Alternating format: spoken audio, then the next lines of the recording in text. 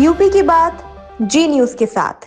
हरदोई पहुंचे deputy CM Keshav Prasad Maurya का Sapa supremo Akhilesh Yadav पर हमला। अखिलेश यादव को बहुत तेज मिर्ची लगी हुई है। उपचुनाव में करारी पराजय के बाद उस जख्म को वे सहला नहीं पा रहे हैं। संभल में कोई दंगा नहीं हुआ था। समाजवादी पार्टी के गुंडे अपराधी माफिया दंगाई होते हैं। डिप्टी सीएम सपाइयों ने आपस में लड़ाई किया और आपस में एक दूसरे को मार डाला। डिप्टी सीएम केशव प्रसाद मौर्य भाषण में ज्यादा समय ले जा रहे हैं, तो भाषण में ज्यादा समय नहीं जाना चाहिए। बच्चों का जो परफॉर्मेंस है वो हम सब लोगों को, यहाँ जो लोग हैं देखें। मैं भी पूरे समय रुक करके देखता, लेकिन मेरे और कुछ कार्यक्रम है, इसलिए मैं कभी कार्यक्रम के बाद निकल जाऊंगा। लेकिन बच्चों के उत्साहवर्धन के लिए अभी जो स्टेज पे 2-3 कार्यक्रम हुए, छोटे छोटे नन्हे मुन्ने बच्चों के कितने प्यारे प्यारे कार्यक्रम हुए।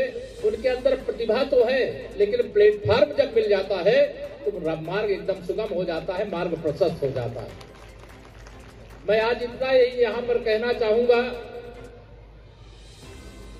कि शिक्षा के क्षेत्र में अब भारत और उत्तर प्रदेश किसी से पीछे नहीं है। फिर भी संडीला जैसे उत्तर प्रदेश, जो आप जानते हैं 25 करोड़ की आबादी वाला हमारा प्रदेश है। दुनिया के 4 देशों को छोड़ दो, तो अगर देशों की गिनती की जाए तो उत्तर प्रदेश की आबादी 5वें देश के रूप में होती है। और हरदोई भी हमारा महत्वपूर्ण और बड़ा जनपद है, प्रदेश की राजधानी से जुड़ा हुआ है। मैं आप सबका आह्वान करूंगा, सदा कहता हूं, आज भी कह रहा हूं, सरकार के जो विद्यालय हैं वह तो आप सबके लिए उपलब्ध ही हैं।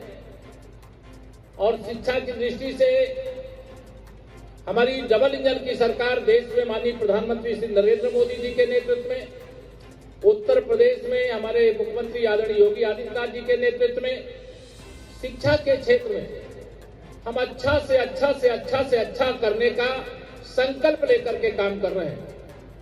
मैं आप सबका आज यहाँ आह्वान करूंगा, जीवन की जरूरतों में जितनी कमी हो आती है, कोई तो आ जाए, उसको सह लीजिएगा, वो कठिनाइयों को पार कर लीजिएगा, लेकिन बच्चों की पढ़ाई में कोई कमी ना रह जाए, यह संकल्प लेकर के अभिभावक जरूर जाएंगे, या मैं निवेदन करना चाहता हूं। क्योंकि शिक्षा एक तरह से कह लीजिए एक ऐसी चाबी है। अगर किसी को आज हमारे देश में, प्रदेश में या हरदोई में कह लीजिए, बिना पढ़ाई के क्या कोई डॉक्टर बन सकता है क्या? कोई अधिवक्ता बन सकता है क्या? कोई आईएएस अफसर बन सकता है क्या? आईपीएस बन सकता है क्या? उद्योग के क्षेत्र में पहले कुछ सुनने को मिलता था कि हाँ पढ़ाई नहीं किया उन्होंने, लेकिन उद्योग बहुत बड़ा लगा दिया। लेकिन अब वह समय नहीं रह गया। आज का समय तकनीक का है। आज का समय दुनिया के सामने भारत को हर प्रकार से मुकाबला करने का है। आज का समय भारत केवल धरती पे रहेगा और दुनिया आकाश में रहेगी, ऐसा नहीं है। अगर दुनिया आकाश में अंतरिक्ष तक पहुंचेगी तो भारत भी अंतरिक्ष में अपना तिरंगा फहराएगा। ऐसे भारत के निर्माण का संकल्प लेकर के आज हर क्षेत्र में भारत प्रगति कर रहा है। आज आत्मनिर्भर भारत बनाना है तो बिना शिक्षा के हम नहीं बना सकते। हम बड़े बड़े स्टार्टअप शुरू कर रहे हैं, लेकिन अगर शिक्षा के क्षेत्र में हमारे पास प्रतिभाएं नहीं होगी तो वह कार्य हम नहीं कर सकते। यहाँ विद्यालय का प्रबंधन के साथ साथ यहाँ के प्रिंसिपल और अन्य जो टीचर्स हैं, ये सब अगर दिन रात मेहनत नहीं करेंगे तो हमारे बच्चों के अंदर जो निखार आने की क्षमता है वह निखार लाने का काम नहीं किया जा सकता है।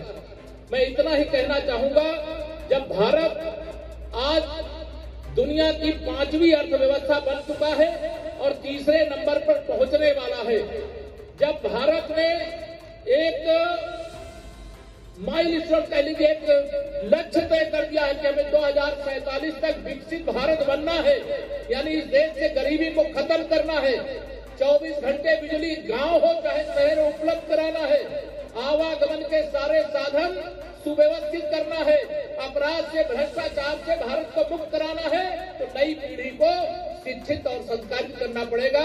मैं आपको कनक इस बात की बधाई देता हूं कि आपने प्रारंभिक कक्षा से लेकर के और अपने 12th तक में आपने जो घोषणा की है कि हम संस्कृत जरूर पढ़ाते हैं, मैं आपको देवभाषा पढ़ाने के लिए भी, क्योंकि शिक्षा बहुत मिल जाए। अगर संस्कार नहीं है, संस्कार विहीन शिक्षा भी किसी काम की नहीं होती। हम शिक्षित बहुत कर दे बच्चों को, उनके संस्कार नहीं रहेंगे तो वही बच्चे जब आप बड़े बूढ़े होंगे, बुजुर्ग होंगे, तो आपका जो आदर और सम्मान करना चाहिए वो सम्मान नहीं करेंगे।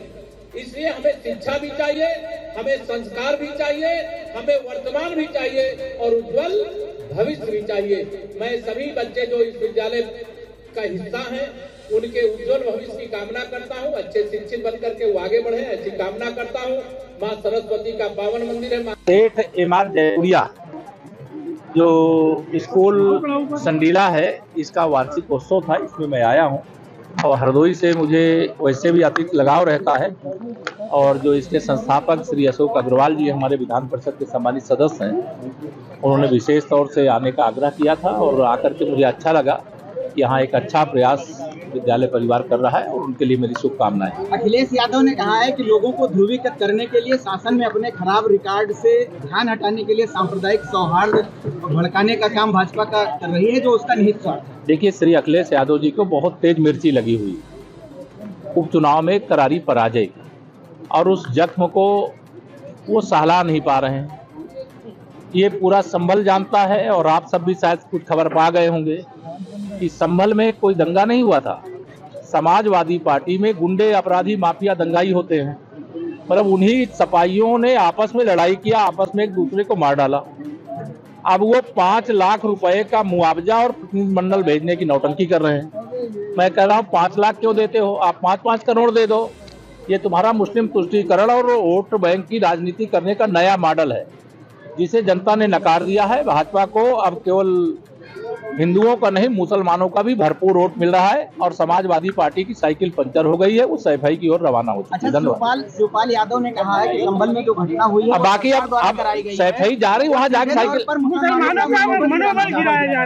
देखिए, सबका साथ, सबका विकास, सबका विश्वास, उसी के कारण हरियाणा जीते हैं, महाराष्ट्र जीते हैं, उत्तर प्रदेश का उपचुनाव जीते हैं 2027 में तीसरी बार जनता के आशीर्वाद से, और डबल इंजन सरकार की उपलब्धियों के आधार पर फिर जीतेंगे, फिर सरकार बनाएंगे और सपा को समाप्तवादी पार्टी जनता बनाएगी। धन्यवाद। मस्जिदों का जो सर्वे हो रहा है उसको लेकर मुस्लिम पक्ष ये कह रहा है कि सांप्रदायिक सौहार्द बिगाड़ने से खतरा है। आप सब वरिष्ठ जिम्मेदार पत्रकार सवाल से ऐसा लगता है, लेकिन अगर कोई आप मुकदमा स्वयं न्यायालय पे लेके जाओगे और न्यायालय कोई आदेश देगा और हमारी सरकार न्यायालय के आदेश की अवहेलना करेगी क्या? अगर कोई कमीशन नियुक्त होता है तो वो गया है जांच करने के लिए। मैं यह देख रहा हूं कि तुष्टीकरण की राजनीति करने वाले पराजय के घाव को भरने का कोई रास्ता नहीं पा रहे हैं, इसलिए इस प्रकार का काम कर रहे हैं। धन्यवाद। अब बच्चों को कार्यक्रम